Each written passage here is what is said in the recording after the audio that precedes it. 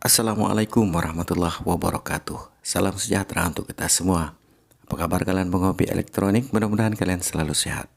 Di kesempatan kali ini saya akan sedikit menyampaikan informasi tentang pengisian baterai 18650 ya.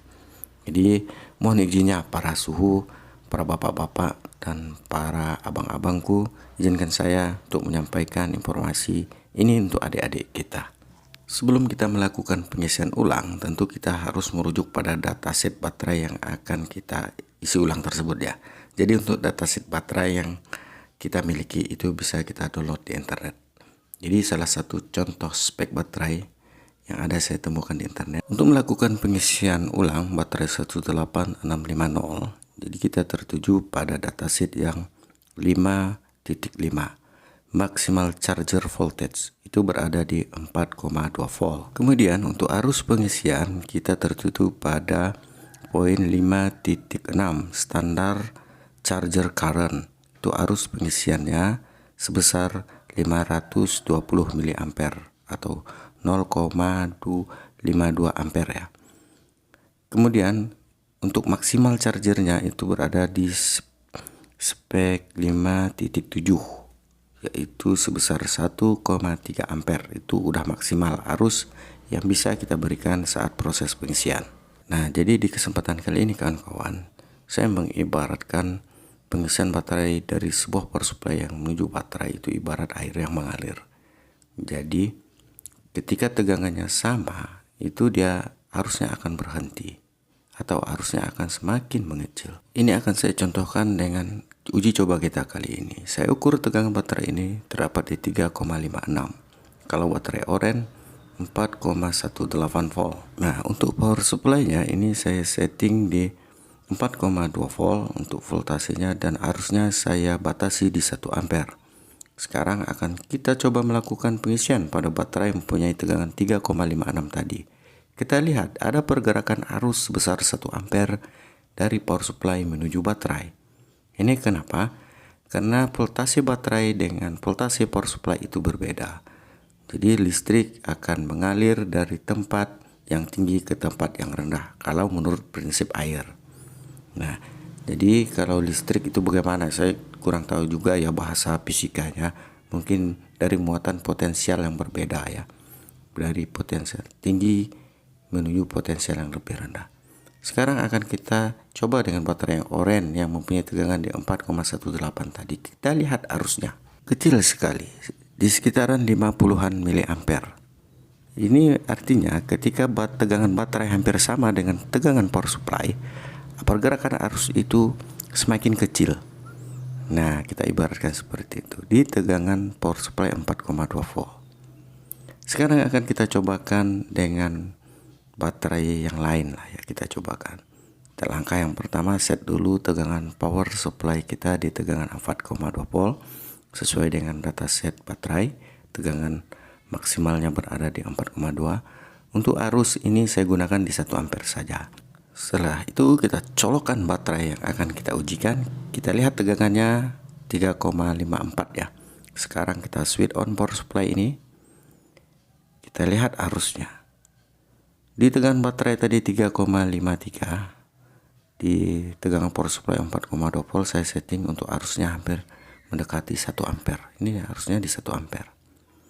Jadi ketika ada perbedaan antara tegangan dari power supply dan baterai yang jauh berbeda, itu arusnya akan semakin tinggi. Jadi pergerakan arus semakin besar.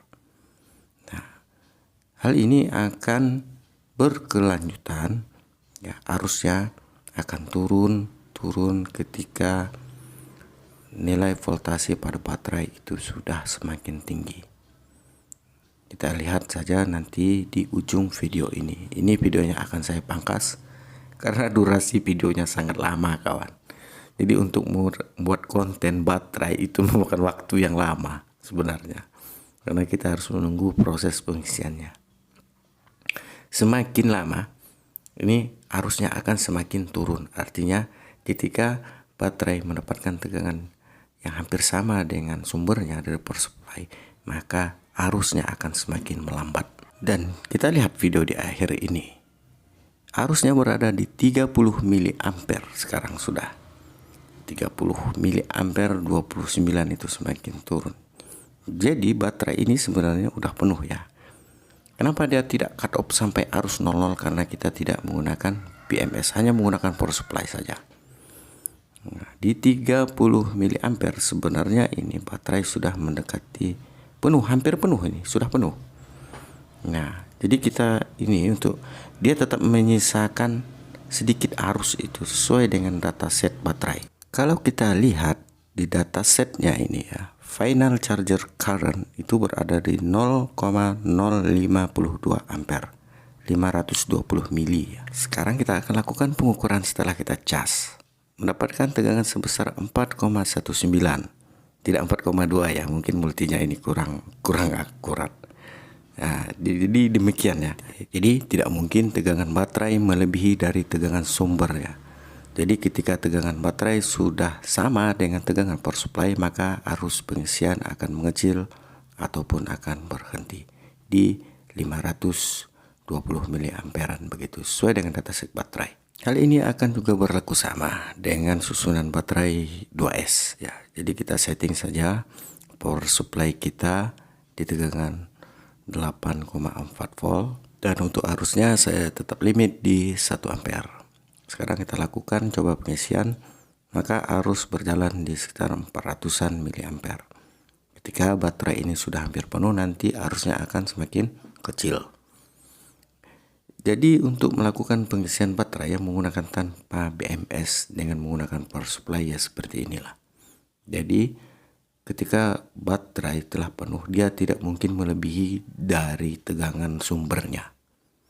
Dari ketika tegangan itu hampir sama ya, arusnya akan berhenti. Jadi hal yang sangat tidak mungkin adalah ketika kita melakukan pengisian tanpa BMS ini, jadi tegangan baterai itu akan melebihi dari tegangan sumbernya. 4,2 volt dari power supply kita suntikan ke baterai menjadi 5 volt. Itu tidak mungkin. Nah, setelah kita lihat di ujung video ini, arusnya sudah semakin mengecil, 39 mA. Nah, ini akan coba kita cabut dan kita akan coba lakukan pengukuran pada baterai yang telah kita cas tadi. Tegangannya berada di 8,41. Jadi kesimpulannya kawan, arus pengisian akan berhenti ketika nilai voltasenya sama ya antara baterai dan power supply. Jadi beginilah proses pengisian baterai tanpa BMS. Selanjutnya kita akan cobakan dengan baterai oranye ini yang mempunyai tegangan 4,18 volt yang hampir sudah penuh. Sekarang kita coba lakukan pengisian. Arusnya berjalan di sekitar 100 mA ya, begitu turun. Dan hal ini akan semakin lama akan semakin turun dan akan menyisakan di puluhan miliampere pada arusnya. Ini sesuai dengan dataset pada setiap baterai. Jadi apalagi kita menggunakan baterai bekas ya, jadi tentunya sisa arus ketika tegangan sudah berada di 4,2 volt itu akan berbeda-beda. Nah, kecuali melakukan pengisian dengan BMS, ini akan nol arusnya karena dia BMS akan meng-cut off. Itu pun kalau kita harus menggunakan tegangan yang lebih tinggi itu. Misalnya tegangan baterai 4,2, ketika kita menggunakan BMS ya minimal di 4,23, 4, ataupun 5 volt ya dari power supply, maka BMS akan meng-cut off total dari proses pengisian itu, karena BMS yang akan meng-cut off-nya. Jadi di video ini mengapa saya katakan tadi pengisian baterai itu ibarat mengisi air di dalam gelas ya, di kedua gelas yang sama. Ketika nilainya udah hampir sama kedua gelas itu, maka proses pengisiannya akan berhenti. Jadi ibarat air ya, mengalir dari tempat yang tinggi ke tempat yang rendah. Ketika volumenya sudah sama, arusnya berhenti. Demikian. Nah, kita lihat arusnya sudah berada di 19 mA atau sampai 18 mA. Ini sudah dinyatakan penuh sebenarnya oleh dataset baterai. Coba sekarang kita ukur hasilnya. Kita lihat berada di 4,2 volt. Jadi sampai di sini dulu konten kita pada kali ini ya kawan. Mudah-mudahan video ini bermanfaat. Salam sehat untuk kalian. Saya Yoris Elektro. Wassalamualaikum warahmatullahi wabarakatuh.